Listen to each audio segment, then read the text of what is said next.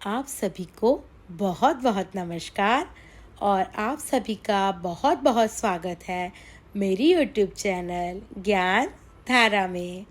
आज हम रमा एकादशी की कथा श्रवण करेंगे, पर उसके पहले हम जान लें कि रमा एकादशी कब है और उसका महत्व।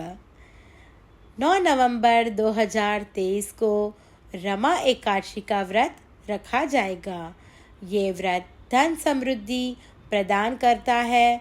इसके प्रताप से माँ लक्ष्मी की विशेष कृपा बरसती है। जाने रमा एकादशी का महत्व। रमा एकादशी के व्रत से व्यक्ति पाप से मुक्त होकर विष्णु लोक को जाता है।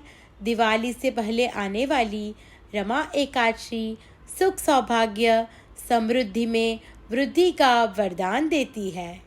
एकादशी के दिन श्री हरि विष्णु की पूजा का विधान है, लेकिन इस एकादशी के प्रताप से लक्ष्मी नारायण की विशेष कृपा बरसती है। आर्थिक तंगी से छुटकारा मिलता है। रमा एकादशी का व्रत कथा के बगैर अधूरा माना जाता है। ओम विष्णवे नमः। अब हम रमा एकादशी की कथा श्रवण करेंगे।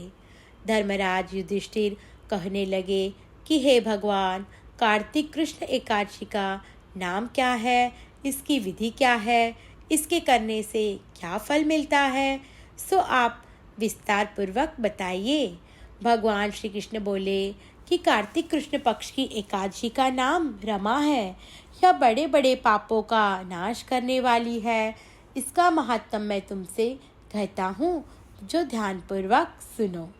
हे राजन, प्राचीन काल में मुचुकुंद नाम का एक राजा था। उसकी इंद्र के साथ मित्रता थी और साथ ही यम, कुबेर, वरुण और विभीषण भी उसके मित्र थे। यह राजा बड़ा धर्मात्मा, विष्णु भक्त और न्याय के साथ राज करता था। उस राजा की एक कन्या थी जिसका नाम चंद्रभागा था। उस कन्या का विवाह चंद्रसेन के पुत्र शोभन के साथ हुआ था। एक दिन समय वह शोभन ससुराल आया। उन्हीं दिनों जल्दी ही पुण्यदायिनी एकादशी भी आने वाली थी। उसका नाम था रमा एकादशी।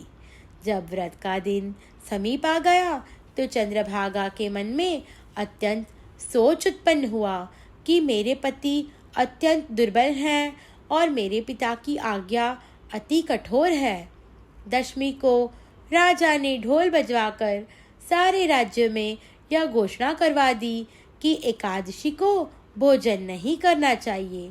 ढोल की घोषणा सुनते ही शोभन को अत्यंत चिंता हुई और अपनी पत्नी से कहा कि हे प्रिय, अब क्या करना चाहिए?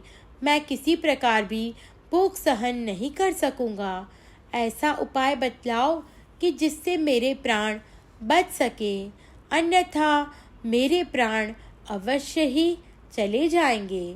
चंद्रभागा कहने लगी, हे स्वामी, मेरे पिता के राज में एकादशी के दिन कोई भोजन नहीं करता। हाथी, घोड़ा, ऊंट, बिल्ली, गौ आदि भी तृण अन्न जल आदि ग्रहण नहीं कर सकते। फिर मनुष्य का तो कहना ही क्या है। यदि आप भोजन करना चाहते हो तो किसी दूसरे स्थान पर चले जाइए, क्योंकि यदि आप यहीं रहना चाहते हैं तो आपको अवश्य व्रत करना पड़ेगा। ऐसा सुनकर शोभन कहने लगा, हे प्रिय, मैं अवश्य व्रत करूँगा। जो भाग्य में है वही होगा, देखा जाएगा। इस प्रकार से विचार कर शोभन ने व्रत रख लिया और वह भूख प्यास से अत्यंत पीड़ित होने लगा। जब सूर्य नारायण अस्त हो गए और रात्रि को जागरण का समय आया, जो वैष्णवों को तो अत्यंत हर्ष देने वाला था, परंतु शोभन के लिए अत्यंत दुखदायी हुआ। प्रातःकाल होते शोभन के प्राण निकल गए।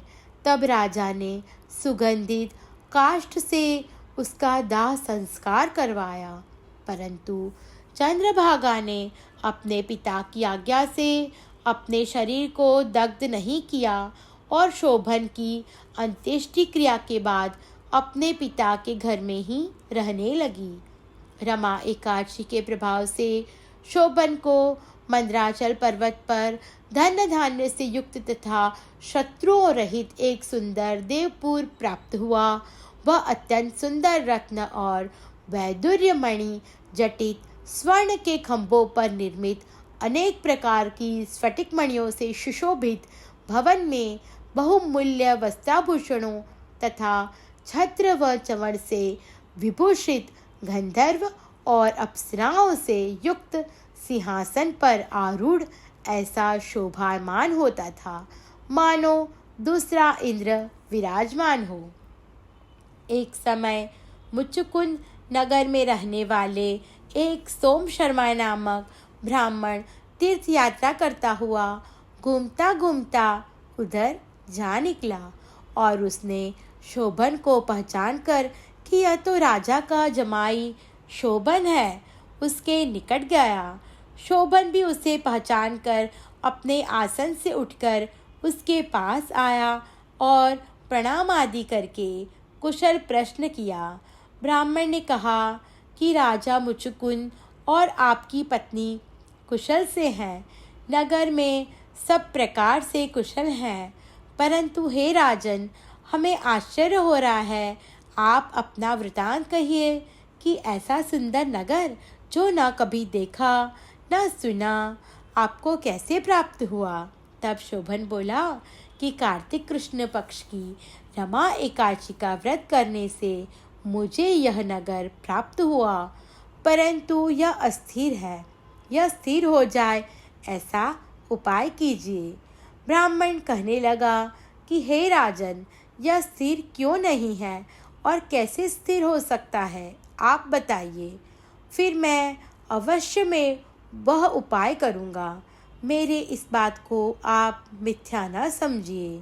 शोभन ने कहा कि मैंने इस व्रत को श्रद्धा रहित होकर किया है, अतः यह सब कुछ अस्थिर है। यदि आप मुचुकुंद की कन्या चंद्रभागा को यह सब वृतांत कहें तो यह स्थिर हो सकता है। ऐसा सुनकर उस श्रेष्ठ ब्राह्मण ने अपने नगर लौटकर चंद्रभागा से सब वृतांत का सुनाया। ब्राह्मण के वचन सुनकर चंद्रभागा बड़ी प्रसन्नता से ब्राह्मण से कहने लगी, हे ब्राह्मण, ये सब बातें आपने प्रत्यक्ष देखी है या स्वप्न की बात कर रहे हैं? ब्राह्मण कहने लगा, हे पुत्री, मैंने महावन में तुम्हारे पति को प्रत्यक्ष देखा है, साथ ही किसी से विजय न हो ऐसा देवताओं के नगर के समान उनका नगर भी देखा है। उन्होंने यह भी कहा कि यह स्थिर नहीं है। जिस प्रकार वह स्थिर रह सके सो उपाय करना चाहिए। चंद्रभागा कहने लगी, हे विप्र, तुम मुझे वहाँ ले चलो।